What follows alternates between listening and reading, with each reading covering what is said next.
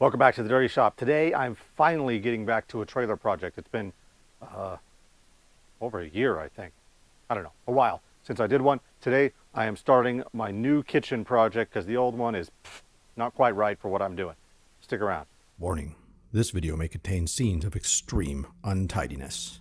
Viewer discretion is advised. Okay, so I start out a lot of my video segments with so I'm going to replace this kitchen with a 12-volt refrigerator that goes down here because we're tired of getting ice all the time. And I'm going to build a set of cabinets above it and cabinets that go up on this upper bed on the back portion of it. So the first thing I got to do is get all this out of here, get some measurements, and draw out some plans.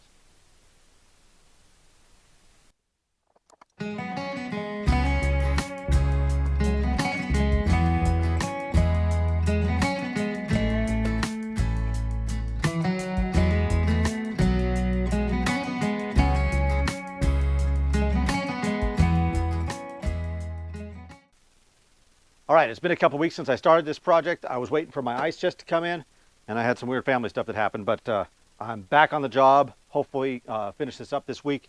But I got my ice chest, and what I ordered here is an Iceco Iceco something Pro version.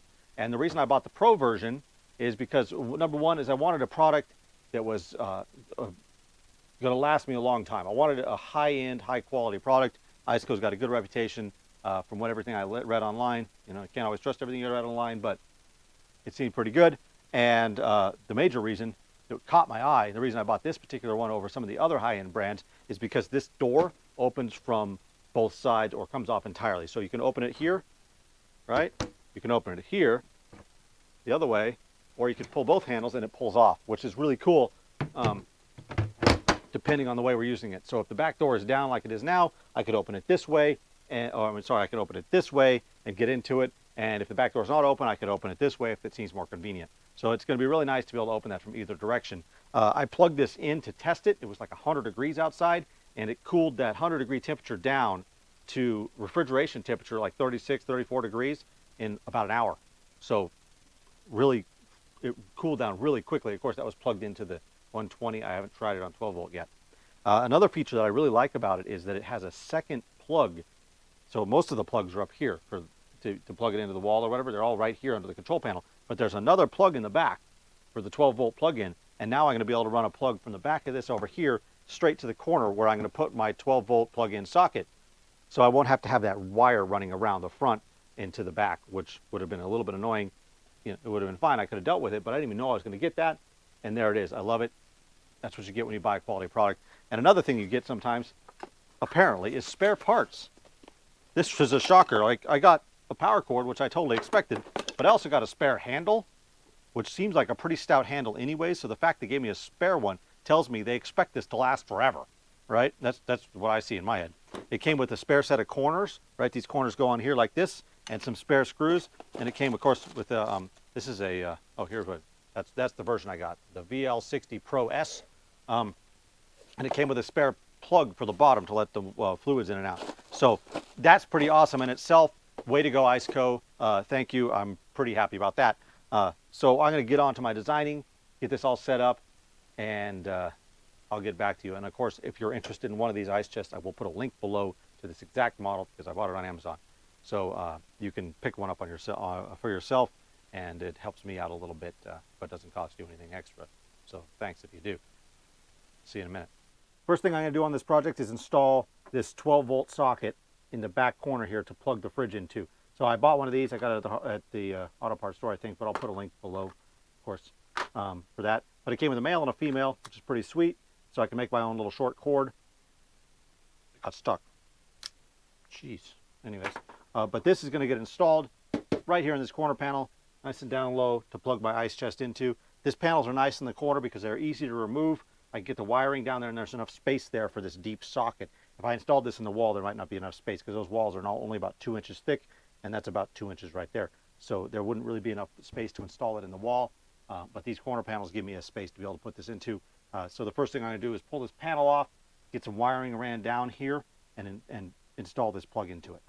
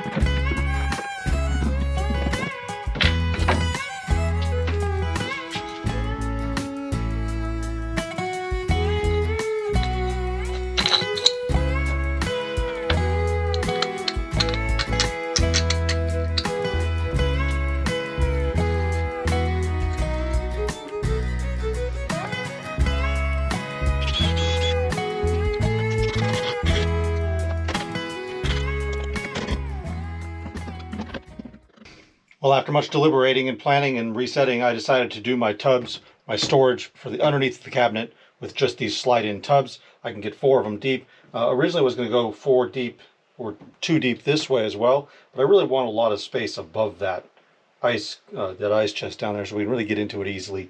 And I thought 4 of these would be enough. So these will hold things like knives and forks and paper plates and things like that, and they're clear so we can see what's in them, which is nice. So I've got 4 of these in here. They just slide in, right? And then to keep them from wandering off, I've got this spring-loaded catch, right? I might end up making this a little tighter. It's a little looser than I want, but otherwise, this is pretty sweet.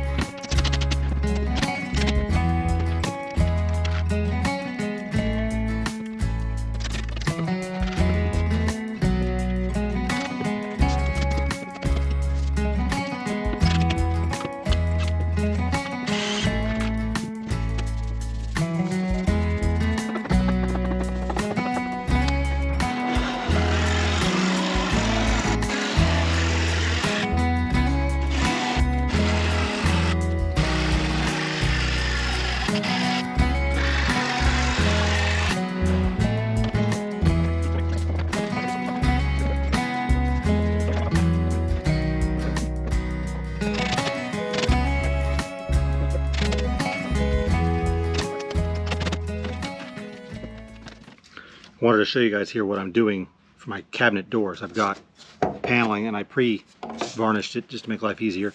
And I've cut, these are the pieces that I cut out of the inside of the holes in the faceplate of the door. And so I've made these an inch bigger. So they're basically a ½ inch on each edge. And then this piece is going to go here to reinforce this door because you see it's a little bit, the 2 of them are not flat. So I'm going to paint glue on this whole thing, wood glue. And then I'm going to set this on here, make sure it's lined up, and then I'm going to put it on a flat surface and weight it down with something heavy so that my door panels will be, my cabinet doors will be double thick. Hopefully that will make a good door panel and still fairly lightweight and pretty simple to make.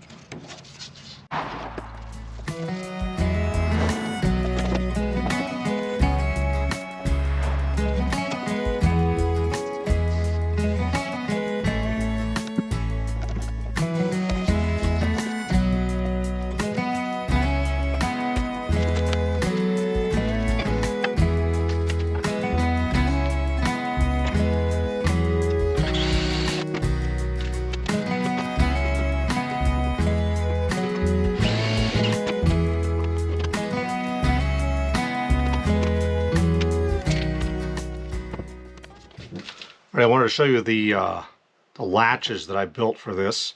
I've only built one so far because I prototyped the whole mess. But basically what I've got here is a magnet. This is like one of those little magnet connectors. You can order these online, whatever, and they're pretty strong.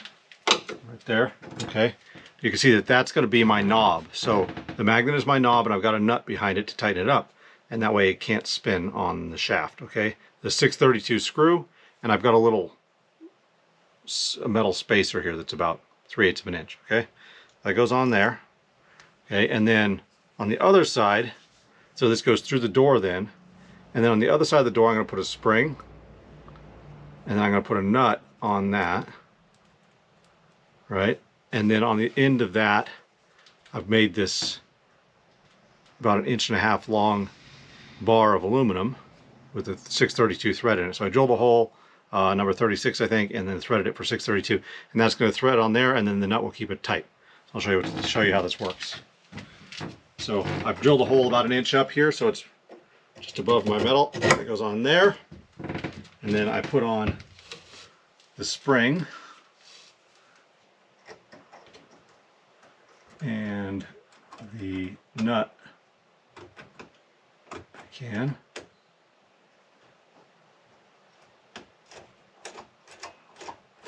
I thread that on until there's about a little over about a 1/4 inch sticking out. And I got my piece of aluminum. That threads on there.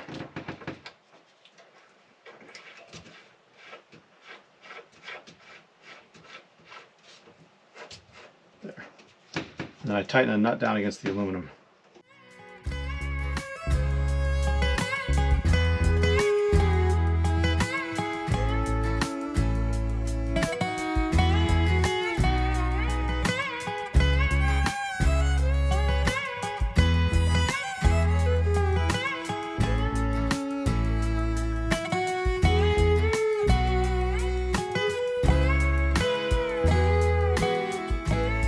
Alrighty, the next step in the trailer project is done. Obviously this started out as something besides cabinets. This was a bed.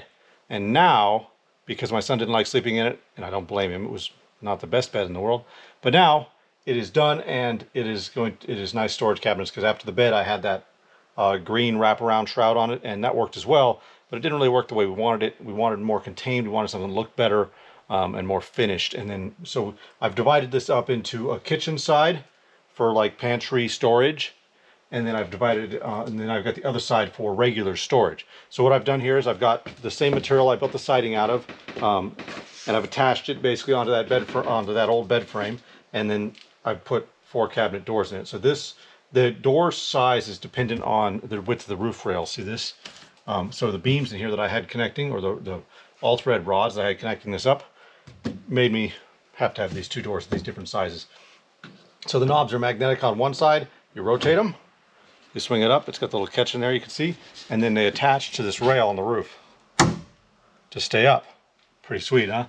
And then inside the cabinet, I've divided this side into a shelf and a shelf. It's kind of dark in there, I'm sorry, but there's 2 shelves. No dividers yet. We may end up wanting to put dividers in, but I want to use it a bit and see how I like it. So I've got obviously the 4 cabinets.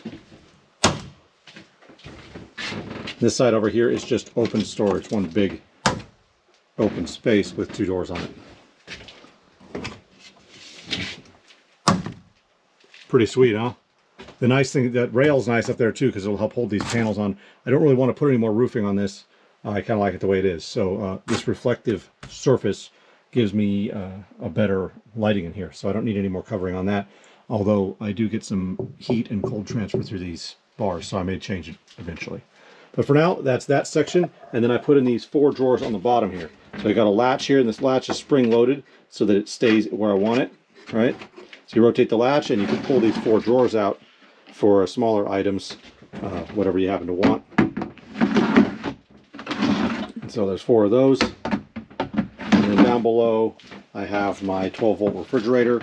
It's a little dusty now, but I bought a really nice high-end one here because dump junk on the floor. But I put a little block around that to hold it in, and then here's a plug, a 12-volt plug to plug into the refrigerator. So there's a plug in the back of the fridge that'll run around and plug into there.